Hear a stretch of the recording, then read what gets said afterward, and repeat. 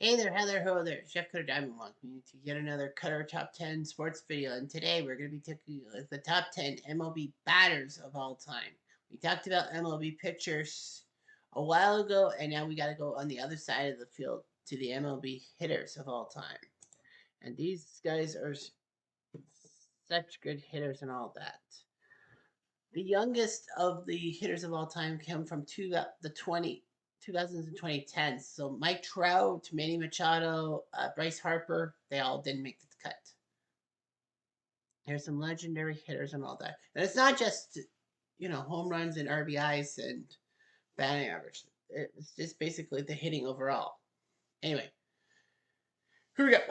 Number 10 is Ichiro Suzuki. Now, Ichiro brought a unique approach to hitting. He was a legend in Japan, playing about 10 seasons in Japan, mostly with the Oryx Blue Wave. And then Seattle managed to get his rights and take him to the majors in 2001, and he led off with a rocket. In his rookie campaign, he had many hits, including that whole bunch of nothing throw from right field to get Terrence Long at third base in the first few weeks of his campaign. He ended up winning Rookie of the Year and MVP that year in 2001, which was shocking that, you win Rookie of the Year, but you win MVP the same year. And it helps that Seattle won 116 games to break the modern record for most wins in a season. They didn't get to the finals. Ichiro in 2004, got over 250 hits, 257 hits to break George Seisler's 1920s record. And he did quite well for Seattle. His number 51 is retired with pride, and he played for the Yankees and the Marlins as well. So Ichiro ended his career in Seattle, going full circle with that game in Japan where he got to retire. But he got over 3,000 hits. Number 9 is Albert Pujols, also a hitter from the 2001 rookie class. Good thing that there's two Rookie of the Years, that one in the American League, one in the National League, because it would be a tough pick between Pujols and Ichiro, who would be the Rookie of the Year. Pujols had a great rookie campaign himself with many home runs and RBIs and hits, and he could have been MVP, but he wasn't, because Barry Bonds had that 73 home run season. And no, Barry Bonds is not on this list, I guess because of the steroids and all that. Kind of ruining an A-Rod as well. But anyway, Albert Pujols could hit St. Louis Pride for many years until he left in 2011 for the Angels, and then he went to the Dodgers, and then went back to St. Louis, I think, to finish his career. Anyway, he put up over 3,000 hits and 600 home runs, which is hard to do in anything. Good batting average, just under 300, but that's okay, because Albert Pujols was a good hitter. Number 8 is Rod Carew. Rod Carew was a great hitter for the Twins and the Angels, and he could win batting average titles with the best of them, earning 7 American League batting titles in the 60s and 70s. And he finished with a 328 lifetime average. He could put balls through and be happy with that. So anyway, Carew was a good free swinger, number 29 in your programs, and that was pretty good.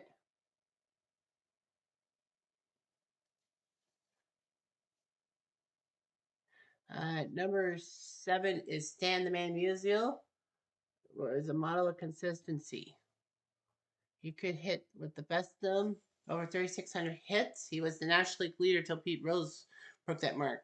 Pete Rose is also not on this list because of his being lifetime ineligibility and all that, but he was a good hitter too.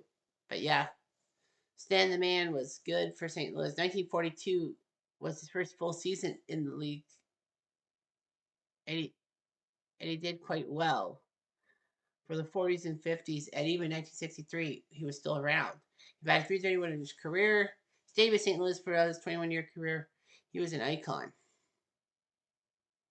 and all that. So anyway, yeah, he was known as a man. Number 6 is Lou Gehrig. Lou Gehrig, known as the Iron Horse, and he was pretty good. Came from the University of Columbia to play for the Yankees, and then he took over for Wally Pipp one innocent day in 1925, and Wally Pipp never got his job back. Lou Gehrig was the first baseman. He was iconic. 1927 Murderers Row with another man on this list, which we'll talk about later. He has durability, run production, and had a 340 average and could have hit 500 home runs.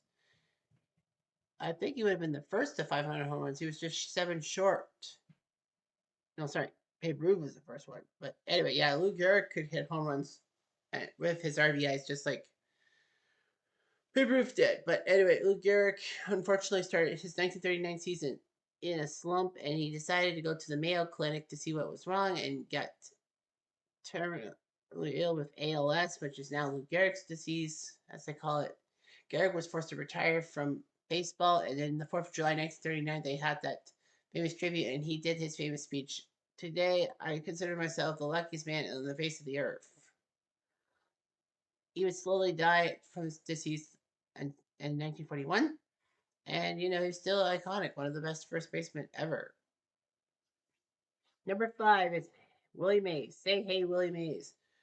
Started his career in 1951 and was playing for the Giants, who were the battling the Dodgers for the NL pennant. Of course, at the time, you could only have one team per league get to the finals. And Willie Mays could do it. He had power, speed, average, 660 home runs, and a 302 career batting average. Mays actually lost a few years while he was drafted kind of into the Korean War. He didn't fight in Korea. He would be an infantryman in California, but he couldn't really play baseball, so he lost a few years of his career. But yeah, he did pretty well for himself. When he came back in 1954, he was just as solid.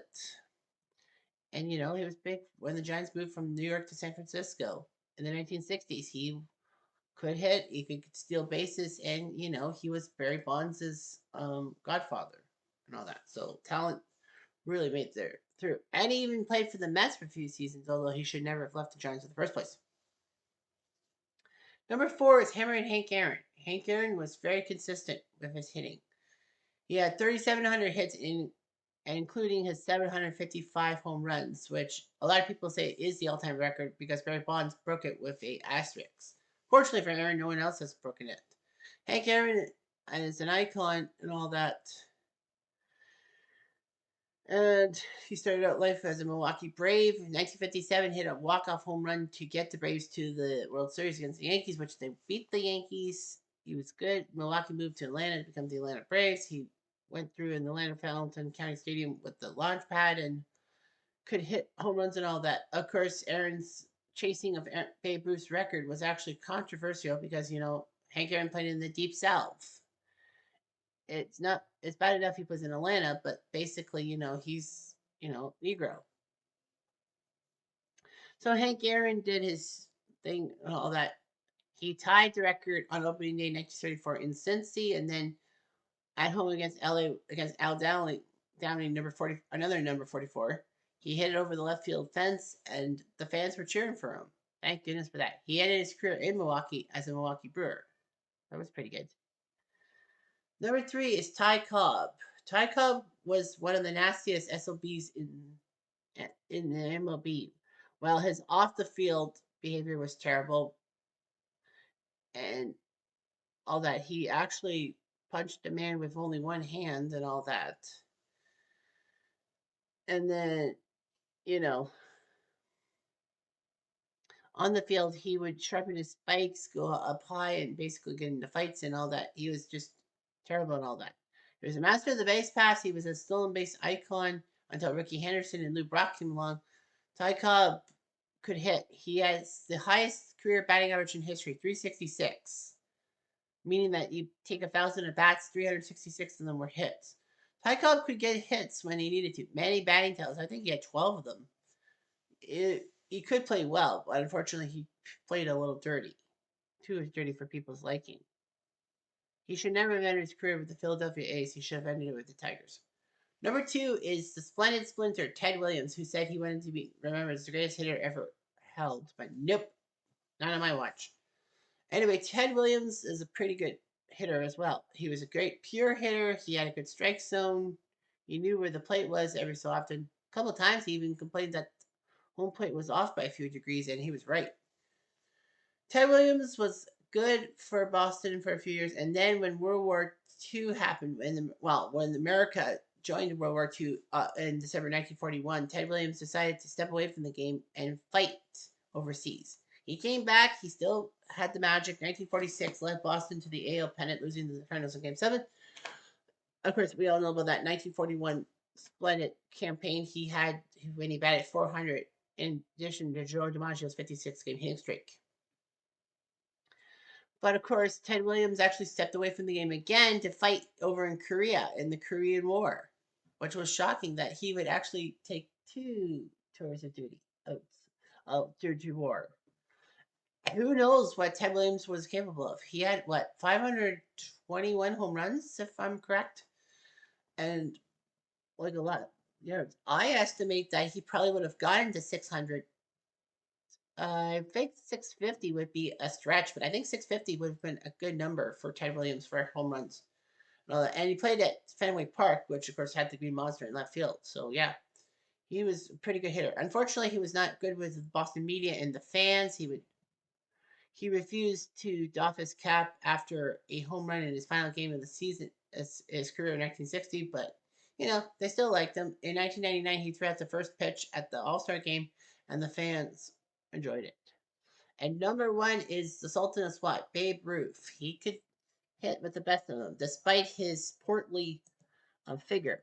He still could get the bat on the ball and all that. Babe Ruth wasn't always so pudgy. I mean, Babe Ruth was a little swell.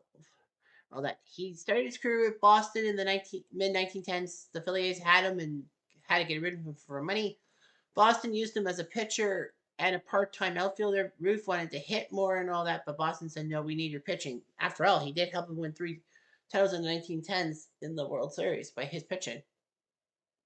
But Babe Ruth was a massive headache. After Ed Burrell actually left for the New York Yankees, they had Bill Kerrigan or something. And unfortunately, though, Babe Ruth didn't have his handler because the one guy Farrell could handle Ruth, whereas the others couldn't. And Babe Ruth quit on his team in 1919 in the final game, allegedly. And then the Red Sox were running out of money, so Harry Frazee sold Babe Ruth for over $100,000. And that's big in 1919 dollars compared to 2026 dollars. But anywho, Babe Ruth would play the outfield. He would pitch a little bit for the Yankees, but not a lot. And with that, he hit home runs in the live ball era. Poof, poof, poof, poof, poof. He had 60 home runs in 1927, dared someone to break it, and then it was broken 34 years later by Roger Maris, who had 61. But Babe Ruth was a pure ball hitter and all that. He once had the famous called shot in 1932 in the World Series against the Cubs, in which he pointed out to left field saying he was going to throw the net, hit that next pitch over the flagpole, and allegedly he did. Some say it's disputed because of the video evidence not really there. It's the 1930s. What do you expect? But Babe Ruth was still, Babe freaking Ruth. He was still hitting left, right, and center and all that. And then in 1934, he was promised to be the Yankees manager or something like that. He was offered a chance to go in the minor leagues, but he refused to do so. And then in 1935, they sold him off to the Boston Braves, who were crap-tacular. And Babe Ruth only played like the first month and then left May 2nd, despite having a 3-home run game against the Pittsburgh Pirates at Forbes Field. Unfortunately, Ruth was really terribly unfit, and that just ruined him. But anyway, yep, everything happens for a reason, and hitting, seeing is believing. I'm Jeff Diamond.